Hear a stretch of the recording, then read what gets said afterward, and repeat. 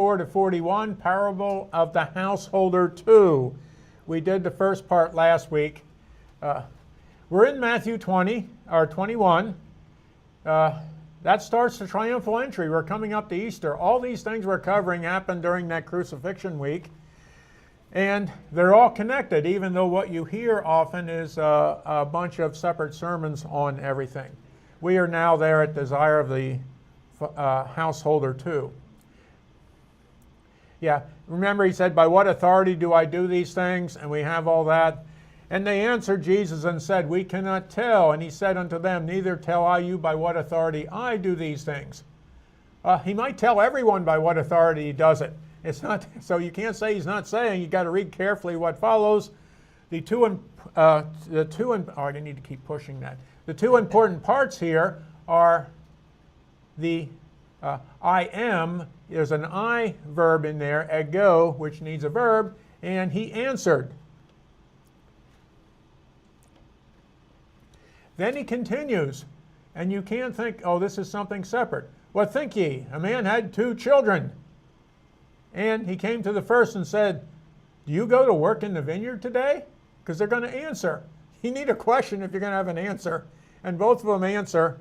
And the first one answered, and they changed the order in the Textus Receptus, which comes through the Latin, and then it breaks all the little models. The first one said, I, sir, I am Lord. It doesn't say I go. They put the go in and went not. And the second one, the one who came in later, he went and did the will of the Father. That's why these verses are confusing, is because they changed the order in almost all the translations, including the NIV, even though they base it on the Greek that has the order. And so we have all these little connections. I am Lord. And the ego Kyria, I am the Lord, the mistress, the harlot, the one who does all the, puts the false doctrine in. And not go, and he doesn't go. And it's keua piothan and keua kapiothan. And we get this little play on words by changing that one letter to you burn peddling. You're peddling something. You're trying to sell something. Snake oil or something like that. Which of the 2 did the will? The one who did, the one who did the will. It would be the one later, not the first one, because they changed the order here. In other words, logically, he's saying the kingdom of heaven is shut up to all the birds. They're not going to get in. If at least one sinner doesn't repent and change and get in, you're not going in. And that's highly unlikely. There's going to be at least one. So that's what he's logically saying. Now, you think he would have explained what he meant, right? What did he mean when he said they're not going in? What did they do? Then he says, here another parable. This was last week, and we have all these little play on words in there. And we're going to skip them. I'm just going to give the paraphrase with the play on words. Here another similar parable. It means it's similar to the one we just heard. Here a man, and the play on words is here Satan, the manner of Satan, was a householder, which, hostile bones, play on words, planted a vineyard. Oh, if it's not planted by God, it's not good. And walled it around with ethics and so forth, and dug, like a wolf howling, in it a winepress or a coffin or a stone, and built or edified a tower, a fire, a funeral pyre, and gave it out to husbandmen, those who do oaths on the earth, and he was away, not fettered, not chained, and not restrained. Now, how do you translate that when you got all these play on words going with the regular words? And you see all those and. There are 5 ands. And each one in the Greek, the first one is okay, but the others are keo, kea. It's like you burn, it burns, it burned. It's like burn, burn, burn, burn. If you don't get the idea, we get that there. And so all that is hidden in there, and when you translate it and change the words, you miss that. And when the time of the fruit drew near, he sent his servants to the husbandman. Oh, I got to push that. That they might receive the fruits of it. And they took his servants and beat one and killed another and stoned another. Oh, we haven't been beating anyone. We haven't been stoning or killing. We're not in trouble, are we? And he sent other servants more than the first. And they did unto them likewise.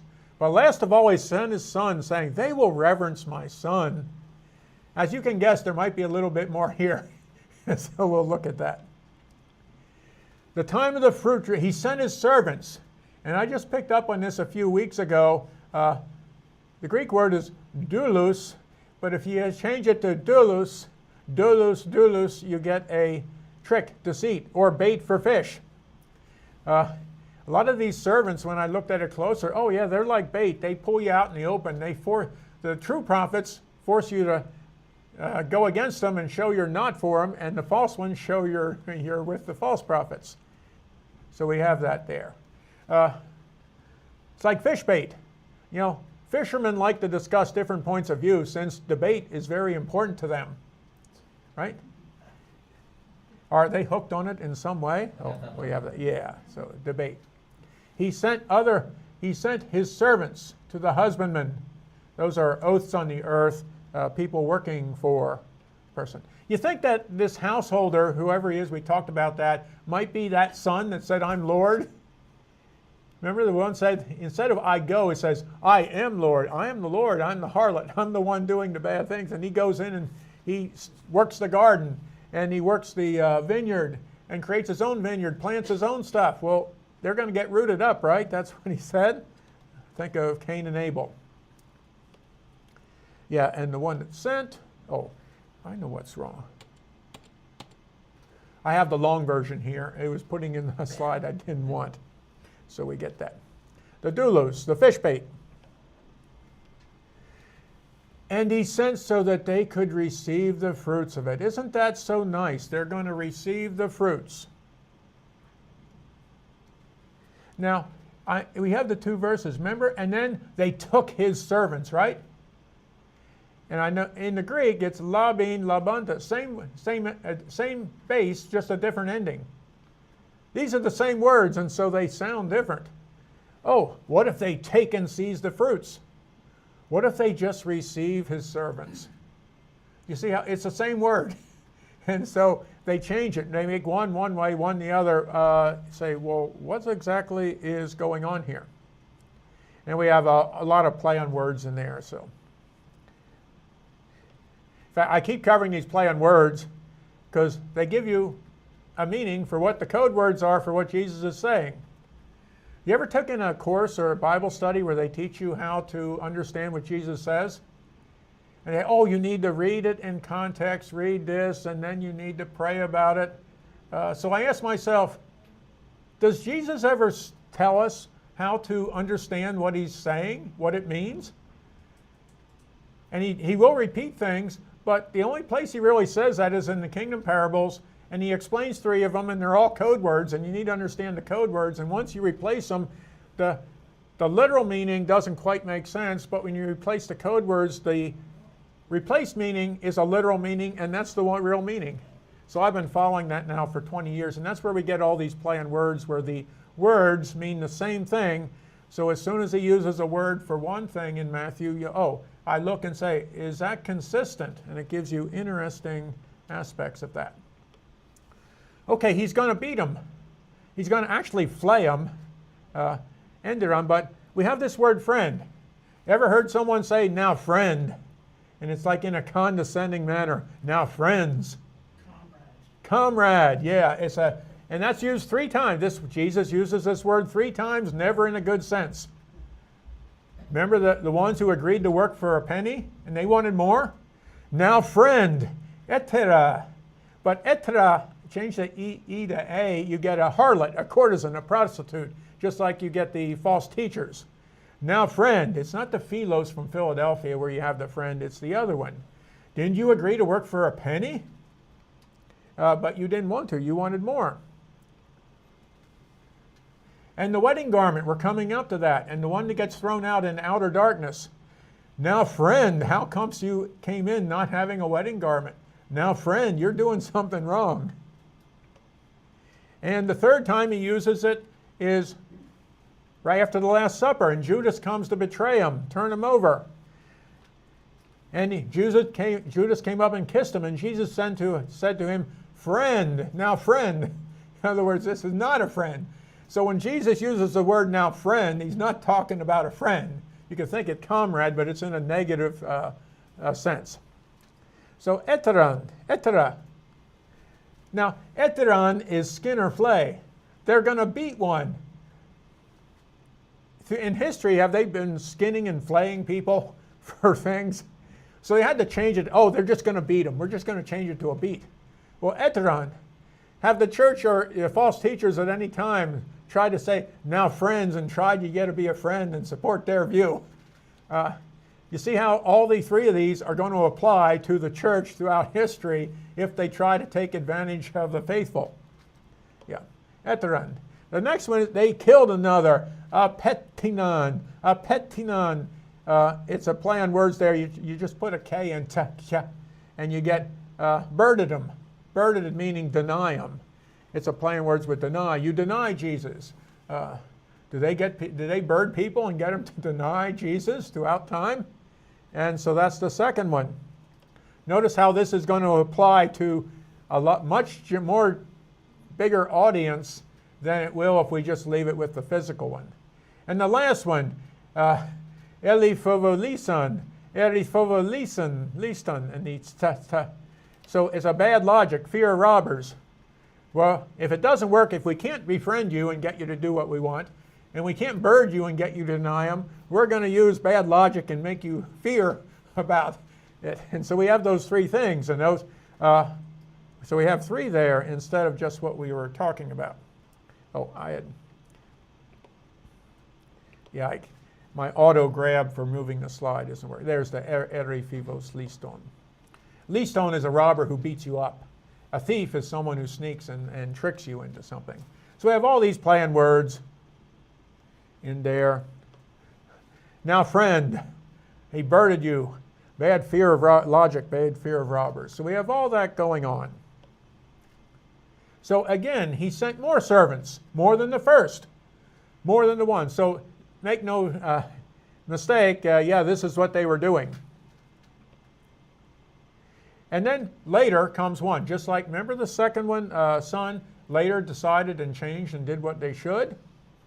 You've all heard this verse, for all have sinned and come short of the glory of God, and that glory of God will never reach there. Well, we go through and we look at all the words, the lag behind, and the paraphrase is all with possible exceptions. When you use the Greek word all, you got to look and see what the context is. All, for all with possible exceptions, have not been a good witness for God, the amartia, not a good witness, and have lagged behind the opinion or expectation of God. In other words, God expects us to be a lot better than we are, and we're lagging behind that, but it's not saying we need to fall short, we need to be at the glory of God, because you need to be like God, you need to be God. No, you need to do the things you're supposed to be doing. Last of all, he sent on his son. That Easteron, if you're an engineer, you ever heard of hysteresis? Anyone ever hear that in engineering? Yeah, lagging behind the magnetic field. That was named for this word, lagging behind. Like the second son, who lagged behind but then did what they should. The harlots and the tax collectors lagged behind and they did what they should, and the birds didn't.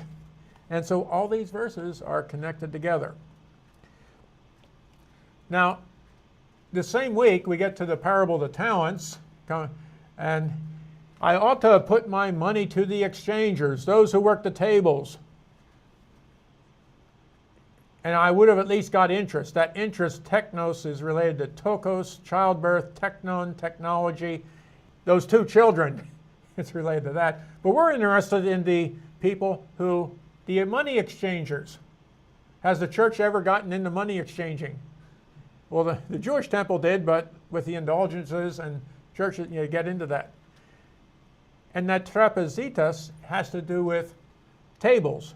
And it comes from the word three, because originally the tables had 3 legs, because you had to be much better at woodwork to get four legs to be not wobble. So, en is like in. So, in trapezanda, they will respect my son. En trapezanda, they will table bank my son. They will put my son in the bank, make money off of him. And so we have this play on words. One applies to what they're going to do literally this week. They're going, They won't reverence them, but they will put them in the bank. And so we have that historically. And when this husbandman saw the son, they said unto themselves, this is the heir, come let us kill him, let's burn him, have him and have his inheritance. Get all sorts of things with that idea. And they caught him. It's the same word, to receive. They received him, they caught him, and they received him. They caught him. You got to decide which it is. And cast him out of the vineyard and slew him. The vineyard's like, if you consider that the church, and they burned him, pektinon, would they ever throw him out of the church? They will reverence him. They'll put him in the bank. Will they ever deny him and put him in the, send him out? Revelation 3:20, behold, I stand at the door and knock. Jesus is talking. He's at the church door. They won't let him in. The famous painting doesn't have a doorknob because he said you have to open the door from the inside. But it has to do with the church. I will come to him and sup with him and he with me. I forgot to. Where did they ever throw him out? Were we told that they were going to throw him out? And they received him, they caught him, and they cast him out of the vineyard, the church, or the groups, and slew him and burned him, made a bird, denied him. So yeah, I guess we get some of that there, don't we? When the Lord, and here we go back to the Lord, it's using a different word, so now we have the Lord of this vineyard cometh. What will he do to those husbandmen? They're not doing what they should be, and that's why that's the usual emphasis. And the Lord comes, what are they going to do? And they say unto him, and this appears to be Jesus, it's not clear if it's people talking or he's just saying this is what they say as part of the parable. He will miserably destroy those wicked men and will let out his vineyard unto other husbandmen, which shall render him the fruits in their seasons.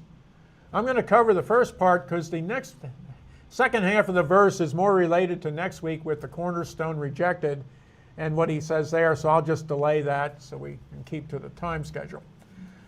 Miserably destroy, those miserably wicked, and there's no men in the Greek, it's just the miserably wicked. One is an adjective, an adverb. And how's he going to know who the bad husbandmen are? There might be good ones in there. There might be bad ones. How does he know? He's going to have to separate the good from the bad. How do you do that? How do hunters separate their prey when they want to get a turkey or something? They need to find out some way to separate it from where it's at. And so we have those words there. Oh, kakus means bad. These are badly bad men, badly bad ones. He's going to destroy them. He's going to, but it never says them. Those, yeah. So we have that way. In the Greek, it's kakus, kakos.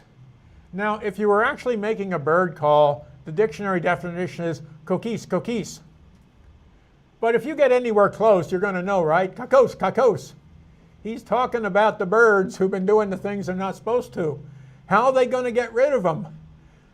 And they say, kakos, kakos. He's going to give a bird call. He's going to get them to commit, to go to where they'll self-identify that they're the bad birds. Angry birds, if you want that, yeah. In fact, he ought to have been bird call. You know, if you've talked to hunters, we have one here. You can talk and get all the stories you want about turkeys and get them separated on the other ridge and with the bird call. But that's what Jesus is saying. That he's going to give a bird call. Kakus, kakus. He's going to get all these birds. When's he going to tell us about that? How's he going to tell us about giving the bird call to get all these birds, these false teachers, to entrap them? And you can probably guess, we're at the end of the chapter. How about if we go to the first parable, the wedding feast, in the next chapter? And when we read that carefully, yeah, that's exactly what he's doing in the next parable. And in Proverbs, surely in vain the net is spread in the sight of any bird, and the Septuagint translates that as, for nets are not without cause spread for birds. We're putting a net there. We're putting a call in to trap those birds. Barnabas talks about that in that epistle of Barnabas. Yeah, how might they actually get those birds? Well, we're going to have to do it in the next chapter. Why only 2 bird calls? That's interesting. What happens after 3 bird calls? You can make a story. Before he denies me 3 times before the bird calls. So we get some interesting aspects there, which is also part of the crucifixion. Once you realize that code word, kakos, Jesus is using it for a bird call or bird talking, you go through and look, where did he use bad before? Here's one place at the end of chapter 6 in the Sermon on the Mount. Take therefore no thought for the morrow shall take care of the things. Sufficient unto the day is the evil thereof. We have to deal with all this evil, right? In the Greek, it's kakia. All these bird calls, all these birds trying to separate us from where we should be. Interesting. Do they try to separate us? Now, those chapter divisions were put in the Middle Ages. Wonder what happens if we go, this is the end of the chapter, if we go to the beginning of the next verse. Are we going to have anything about bird calls and trying to separate us? Judge not that ye be not judged. For with what judgment ye judge, ye shall be judged. And that uses the Latin word of the judicial judgment that you're going to get. You're not supposed to judge or measure. But the actual Greek word means separate. And judges do separate. They have to separate the truth and then decide on a punishment, a different word, and then execute it. Pilate did all 3. So he just said, sufficient for the day are all these kakia, all the bird calls, all the birds trying to give us false teaching and separating us. So what is, Jesus is talking to him. So he's saying, do not separate from me so that you're not separated from me. For in the separation from me that you separate from me, you will be separated from me. That's what it's saying. And in the measure that you try to measure to be great with the group, you will be measured and separated from me. So when we put it in context, he's just saying, don't separate from me. Who's going to separate you? Go to the verse right before. Well, those birds who are giving you the false teaching and the false information, like in the parable of the sower, where the birds take advantage that you don't understand and take you away. And so he's talking about that. And we turn it into this thing about you can't be judgmental. You can't judge. Well, you know, grandson, I had a magic marker, and I just knew he stole it because it was written all over his face. We get those, yeah. Okay, anyway, so judge, you see how that's all turned?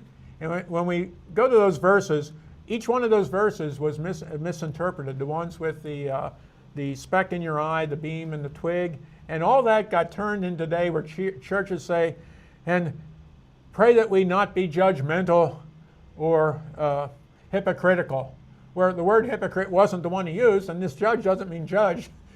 You don't separate. So if you ever hear someone say, nothing can separate you from the love of Christ, well, Jesus goes over and over and says, don't separate from me. Why would he say don't separate from me if you can't do it? And so, yeah, it's interesting. Jesus says this over and over, kind of gets covered up. And last thing, and we're going to get to this at the end of the wedding feast. That's coming up next. That's in the next chapter, and that's where he gives the bird calls to find out and get them to commit so he can find out who's not doing what they're supposed to be doing. And we have this play on words with the electus, the elect, and the electorus, the rooster crowing, and like cluck, cluck, cluck. We got that click in there, like the rooster's crowing. And we covered some of this before, but it's so important when we get to it, we'll do it again. For many are called, but few are chosen. The many, the police in the city, that's just many, are called. Kliti triki, you're the hares. You're supposed to be the good hares. All these are spoonerisms. But few, oliki, the wolves are chosen. Electoros. That's the cluck cluck of the word of the wolves, and that word could also be a bird. And if we take this spoonerism I didn't put in, oliki is okiria, which is the woman or harlot. So we get all those coming in, and that's coming up. And finally, then when we get to Jesus says, verily I say unto thee, this night before the cock crow thou shalt deny me thrice. And when we go to the Greek, the 3 is in the middle, The 3 is in the middle, and it can go with either 3 times the rooster will crow, or 3 times you will deny me, or trees, a tree. In other words, before the church says we got a tree, like in the mustard seed growing into a big tree, the big Catholic Church, you'll have birded me or denied me. So we got all these little connections as secondary or third meanings, so that later you can figure out, oh, he had these other meanings, and he even tells you you're going to misinterpret what I say. And then he says this, and they do misinterpret it because they take the literal meaning instead of the other possible meanings. Okay, so there we go, the parable of the householder 2. And this leads right into the next part, and I'm going to leave that end of the verse 41 having to do with the cornerstone rejected, with there are a lot of interesting things in the verses coming up. And then we hit the marriage feast where we get the elect being sent into outer darkness. Okay.